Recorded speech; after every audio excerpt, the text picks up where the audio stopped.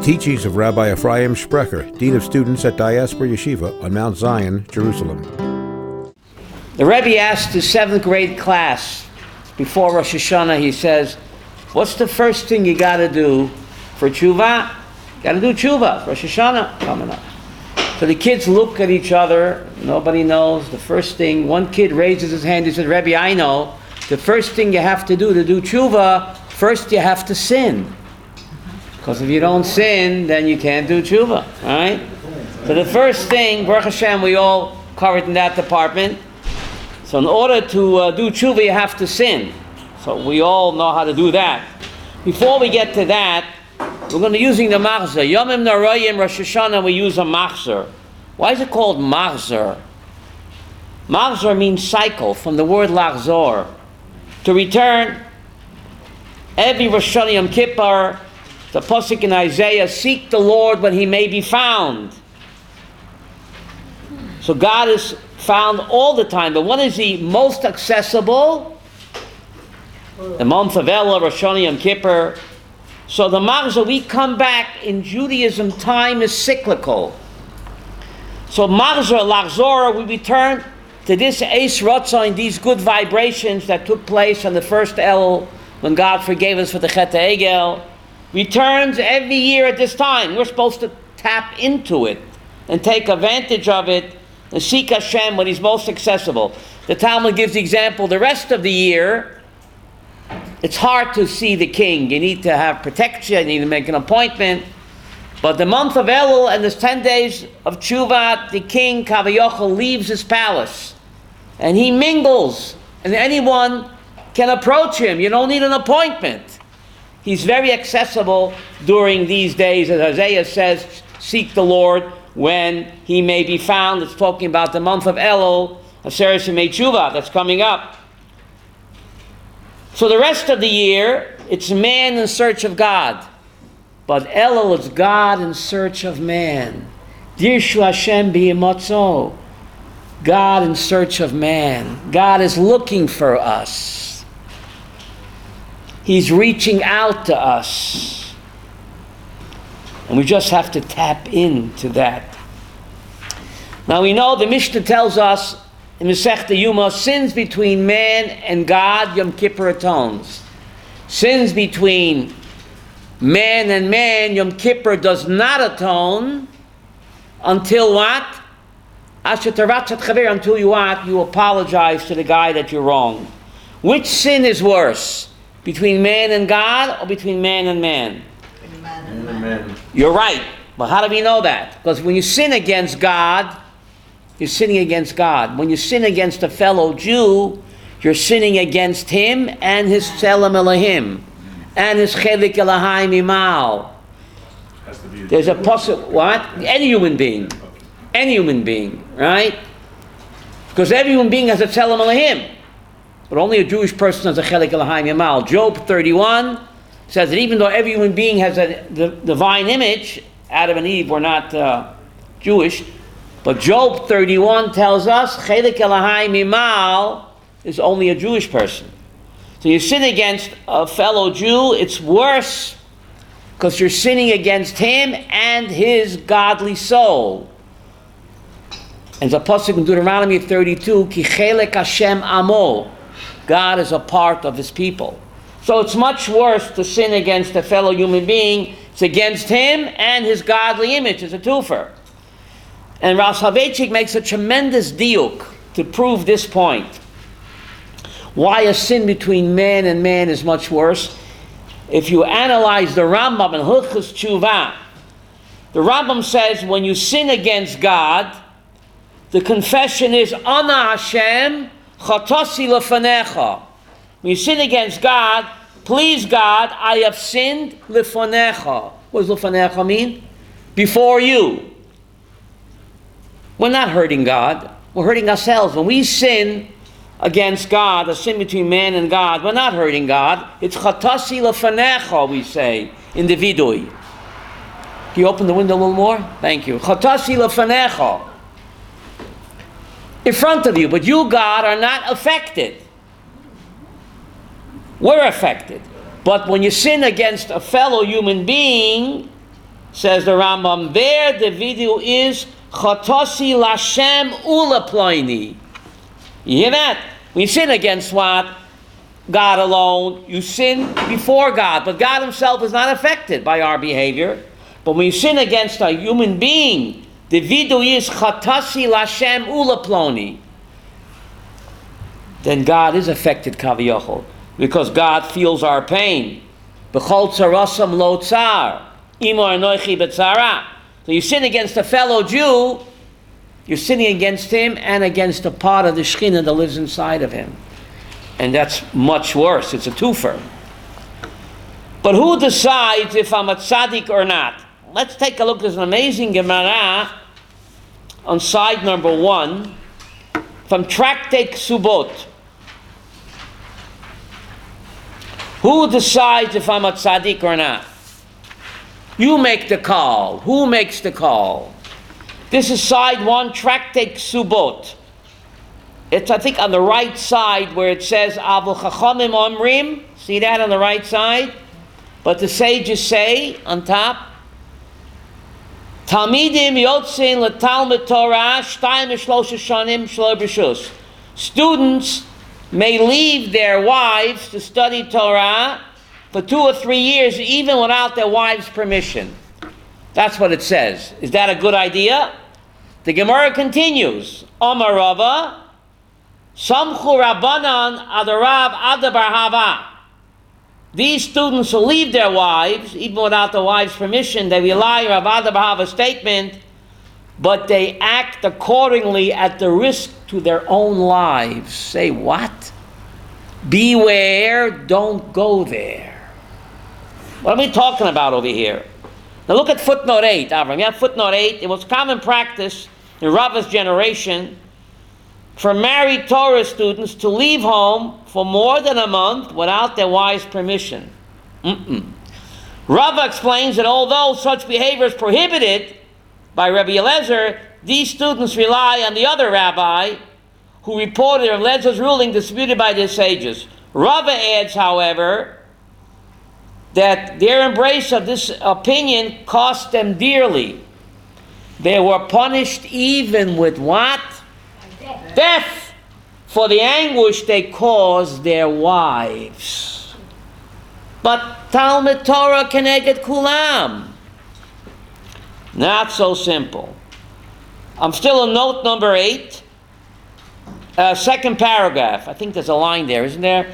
Therefore, one should not abandon his wife even to study Torah for a lengthy period. Even if she gives permission, he is advised to follow the guidelines that he shouldn't go away for more than a month at a time and stay home for 2 months before leaving again.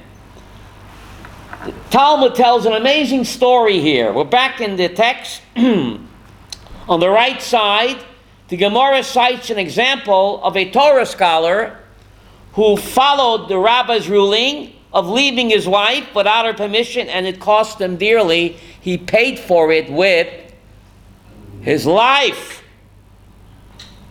You with me? Kiho de Rav Rechumi. This rabbi's name was Rechumi. Isn't that a strange name?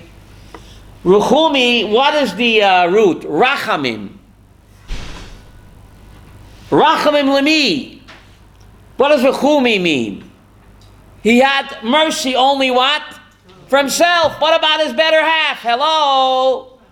Rabbi Rechumi, you have compassion but only for yourself? What about the Bible? What about your better half? Kiho de Rav Rechumi. The rabbi only had compassion for himself. Havashchiach kame de Rava mechuza. He was a regular student, a real learner in the yeshiva of Rava. Following me? Have a ruggle, have a also basic kol mala. So all year he was in yeshiva. When would he come home to his wife? Erev Yom Kippur. Okay? Yom Echad, listen to this. Yom Echad, one Erev Yom Kippur, he was so eingeton in the learning, he was so, how do you say, fakocht in the learning, in the suga, so engrossed that he forgot what? Forgot to come home. Erev Yom Kippur, his wife is waiting, she hasn't seen him all year. His wife was looking out for him. And she kept saying what? Now he's coming, now he's coming. Where is he, that Shlamazel? When he didn't come home, I'm coming home, I'm coming home. Not. Chalash data. She felt very upset and sad. She waited all year to see him, to share the Yom Kippur meal. Perhaps be a little lovey-dovey, because Yom Kippur, no lovey-dovey. Not allowed to. Erev Yom Kippur, have a nice meal, a little lovey-dovey. Where is he? Where was he at that moment? At that moment, where was he? And she began to cry. What? Chalash data, she began to cry. He's not coming. He broke her heart. Where was he at that moment?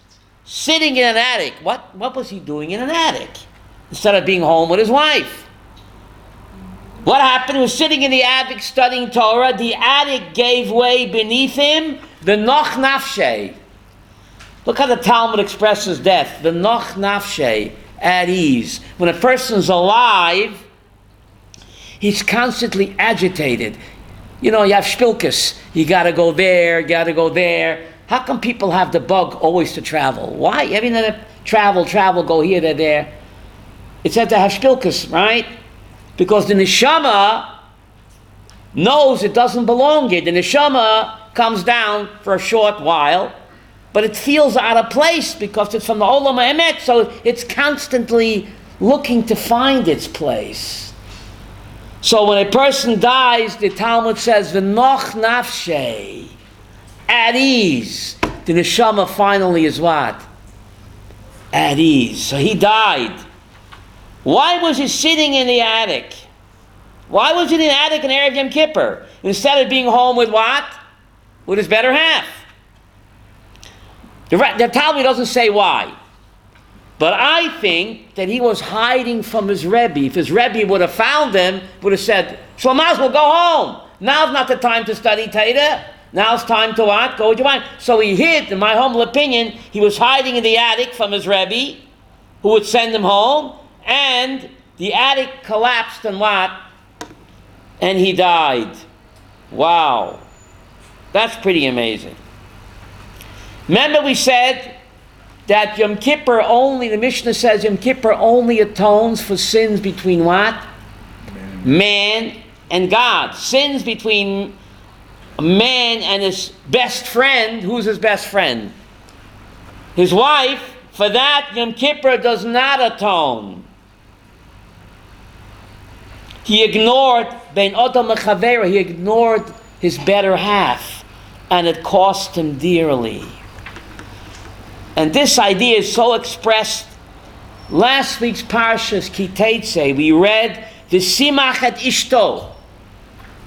The tafkid of a husband is V'simach et ishto. What does that mean? To make his wife happy. It doesn't say V'samach im ishto, to rejoice with his wife. No. We just read it yesterday.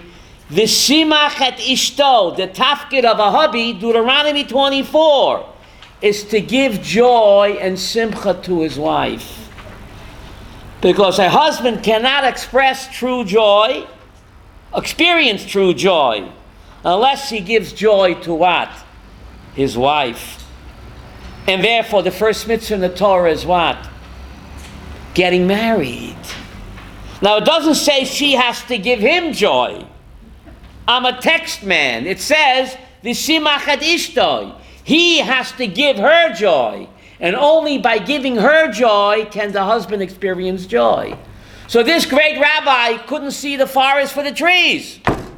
What was he learning?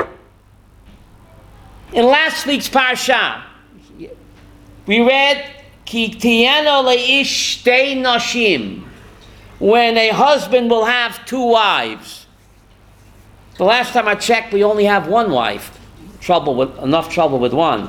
And we know the Torah is forever. So the Real Kodesh asks, what are we reading in last week's parsha yesterday when a husband has two wives? We know the Torah is forever. And there are no two wives today. So what is the message of the Torah, which is GPS, says the Holy Ari HaKadosh? Kol echad yesh lo shtei noshim. Every Jewish husband has two wives, even today. Echad Gashmi, the Echad Ruchni. Whether you know it or not, every husband has a physical wife, his wife, but he also has a spiritual wife. The Torah, the word Torah is Nekeva. Kwinky dinky, the word Torah is Nekeva. So the Real Kodesh says the Torah is forever.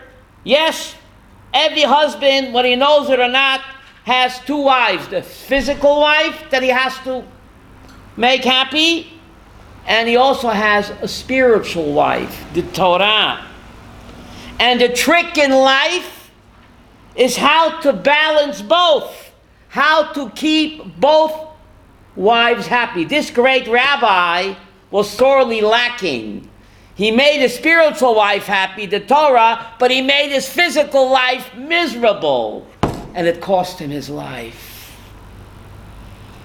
The trick in life, says the Ari, Avram, is how to balance both the spiritual wife and this physical wife and make sure both are happy. You have to have that balance. And this rabbi was out of sync. And therefore it cost him dearly, cost him his life. He neglected the parsha we read yesterday, V'simachat ishto, that your first obligation is to give joy and pleasure to what? To your physical wife. So who decides if I'm a tzaddik or not? Who decides, Yehuda? Let's go to side number 2. This is pretty amazing. Side number 2. Rosh Hashanah is coming up, and we want to know if I'm a tzaddik or not. Who makes the call? Side number 2. It's highlighted in yellow. You have that. The Devarim Eileh. Lo Matzon Yomer. Chazal Omer Midrash. You have that. It's highlighted in yellow on the right side. Ashrei Adam Sheishtoi. Fortunate human being that what? That his wife and the Torah testify for him. His wife, his physical wife, testify that he's Beseder, and the Torah's spiritual wife, both have to testify that what? That you're Beseder. Ki hoylech tomim b'darkei noam, b'hava savlanut. So the Yalkut Mishlei says that a person, again, the same idea of the Ari, our physical wife and our spiritual wife have to testify. They decide if I'm Beseder or not. Let's continue. Loi kotu shachaverim lavoda or yashchenim idem olav. It doesn't say that his friends testify that he's a tzaddik or his neighbors. Ishto, only what? She decides. You hear this, Daniel? She decides whether you're a tzaddik or not. And I know you're a tzaddik. Not if you show love and patience outside the house. This is less interesting to the rabbis. The person is a tzaddik, is how he conducts himself, not helping the neighbors. The person has time to help the neighbor, this neighbor, that neighbor. His wife asks him for a favor. I don't have time. I'm too busy helping the neighbors. That's not a tzaddik. Ikar babayit. You hear this? Every person has to know the words of Rabbeinu Chaim Vital, no less. Who is Chaim Vital? The star disciple of whom? The Ari. What does he say? See, it's in quotation marks. Iker Tviyat Adam, he al eich shenoi bebeito imishto. The Yom Adin judgment begins how the person conducted himself with his wife. There's a Chaim Vital talking, the star disciple of the Ari. A person comes up to heaven after 120 years. You see this? In Meshima Arucha Shel Chasadim, he has a long petek. I helped this one. I did this mitzvah, that mitzvah, that mitzvah. I smiled on this person, on that person. Right? L'kam ovdim, I help people at work and people with problems. Kama tormen, how much tzedakah I gave. Kama noshim and sorot bo, people came to cry on my shoulder and I gave them what? A sympathetic ear. I was so kind and loving and gracious. There was no chaver that didn't have a problem, that didn't try to help. But Chaim Vital says, fine and dandy. But the first thing God will look on the list is, how did you treat your wife? Wow. Chaim Vital, no less. The Rishima, they're going to search Dovar Rishon et Ishto. How did he conduct himself with his wife? Im Ishtar Rishona, is his wife number one on his long list of chesed that he did? Im Cain, if she's up there, top 2 or top 5. Ozoimer, so then God says, yeah, you're a real Baal Chesed. You proved it. Ze omer shebe'emes halev cham lebanav HaKadosh Baruch Hu. Aval im Ishtar lo yitzeh sham, but if on the long list of chesed you present to God, your wife is not found, so God will say, did you really do chesed? Maybe it was your an ego trip. Cover the gaiva. That's why you were kind to your neighbors and friends. Because for others, we always wear a mask. Who sees us without the mask? Who was that masked man? Tanto, who was that masked man? Who sees us without the mask? It's only the wife. She sees us with our hair hanging down, without the mask. So the way he treats her is the way he truly is. For others, we're always putting on an act. You can't fool Mother Nature. Let's continue. So why is it, Takir, that a lot of times people are kind and loving to friends and neighbors, but they're not so nice to the wife? We see that phenomena. He'll help everybody in the world. When the wife asks him, the toilet is stuffed up, or whatever, I have no time, I have to help my neighbor. Why do we see this phenomenon, Avram? Why? So let's look at the second paragraph on the left side. I think it's underlined. It's kedai to see inside. Od aleinu ladat. You see that? The second paragraph on the left side? It's underlined in yellow. They call me Mellow Yellow. Od aleinu ladat. We have to know. Sheyesh aleinu lazahar bebinyan zeh. We can help ourselves. Dechein pamim habaya lo natzadafka adam atzmo. Sometimes the problem is not solely the husband's problem.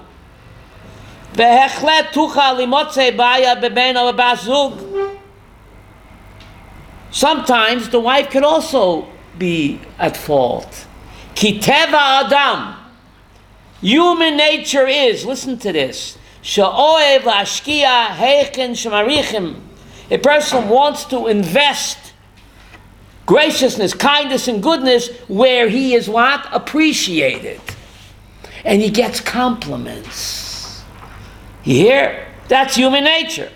The more you're complimented, the more you're appreciated, the more you want to do for others. Adam,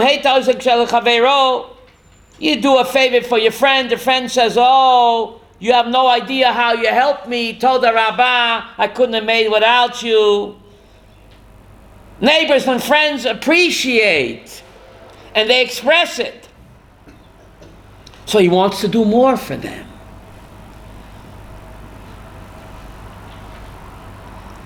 So he goes on.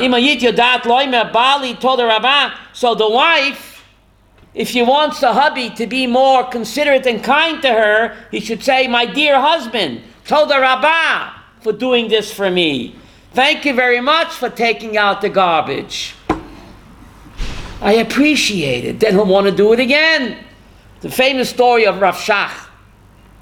Rav Sprecher had a star disciple in the kollel. He got married. So a few weeks after the wedding, the wife of this star kollel guy comes and says, Rebbe, I can't take it. I asked him please, my dear husband, take out the garbage. He says, I'm too busy learning. I'm too busy learning. I can't take out the garbage. Don't bother me. Can't you see I'm learning? So Rav Sprecher said, listen, I'll take care of it. The next morning, bright and early, who rings the doorbell? Rav Sprecher. The student's shocked. Rebbe, what do I owe this great covet? You're coming to my house early in the morning, Rebbe. What is it? What can I do for you? He says, your wife told me you're too busy to take out the garbage. I'm here to take out your garbage. You're too busy to take out the garbage. I'm here to take out your garbage.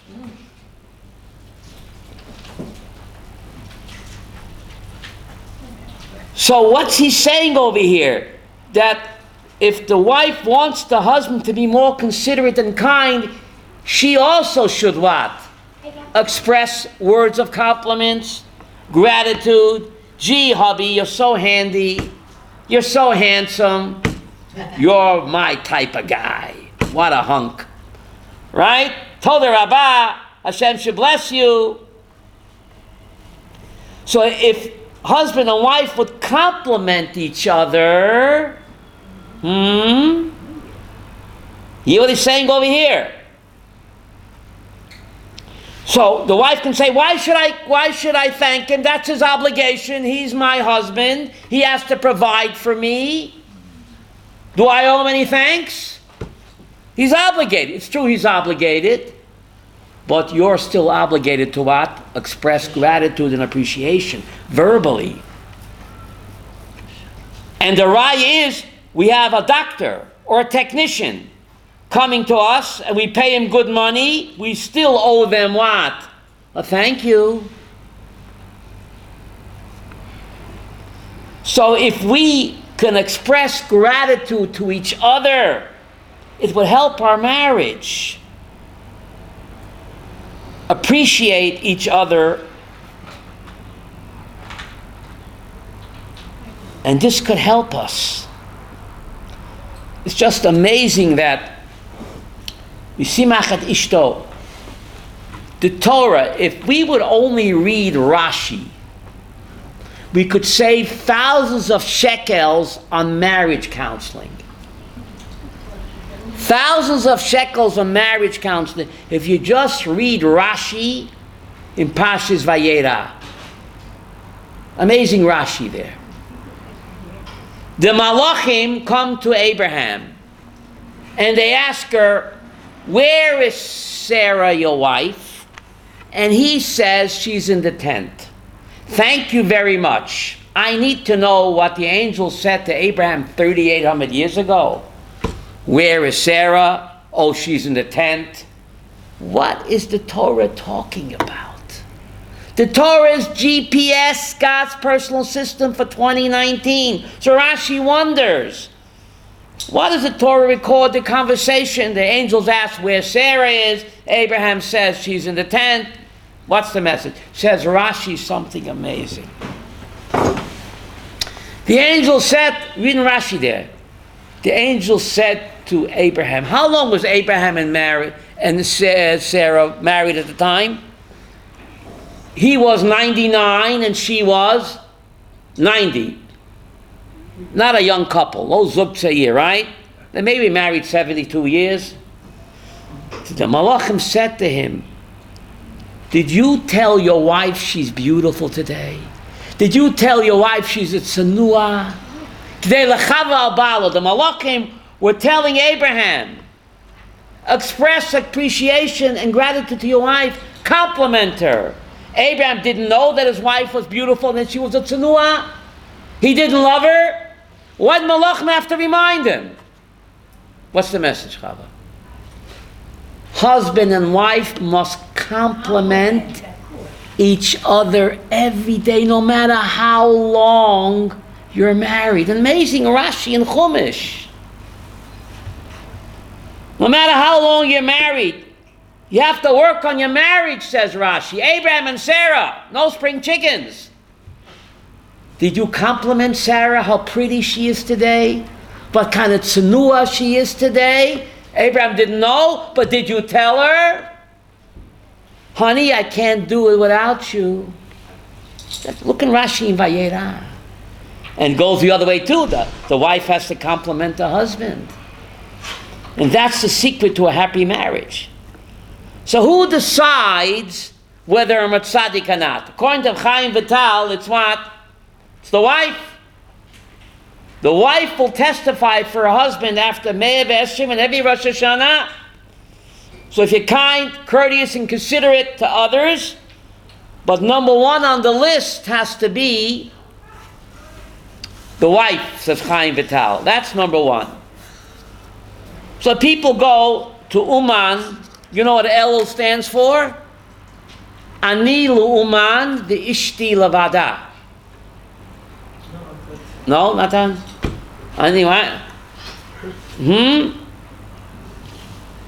If your wife gives you permission, you can go. But just to leave a wife for Yom Tif and go to Uman without permission, I don't think it's right. Unless what? The wife gives permission. So it's up to V'haftar Yachu Kamocha.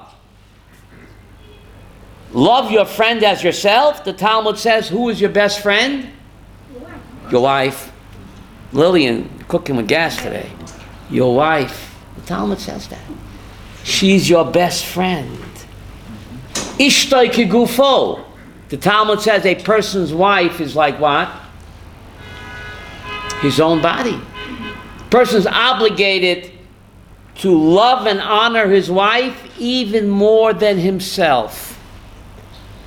Because only through her joy can he find his own joy, as the Torah told us, the simach at ishto. The tafkid of a husband is what? To give joy and pleasure to his wife. And that's number one on the list that God looks for in the Yom Adin. Chaim Vital said this. The star disciple of what? Of the Ari HaKadosh. And therefore getting married in the Torah, getting married is the first mitzvah in the Torah. Right? The first mitzvah in the Torah. If you look at Bereshis Aleph, God says it is no good for the man to be alone. What do you mean it's no good for the man to be alone? If the man is alone and he has no one to share and give, he can't be good. And if you can't be good, you can't be godlike. If you can't be godlike, who needs you? V'alachta b'drachav. God is the ultimate good. He created the world in order to give, to share himself. Constantly giving and sharing. So getting married in the Torah is acting like God. When you get married, you give and you share with your spouse. But if man is alone, he can't be good because he has no one to bestow goodness on, no one to share, no one to give. He can't imitate God, who's the ultimate giver. So when we get married, the first mitzvah, we are imitating God. We are giving of ourselves to our wife as God gives himself to us and shares his goodness with us. When we get married, we give and share our goodness with the wife. And we are acting like God. And therefore it's the first mitzvah in the Torah. That's something to think about as we approach Rosh Hashanah. Thank you. For more of Rabbi Sprecher's teachings, visit rabbisprecher.com.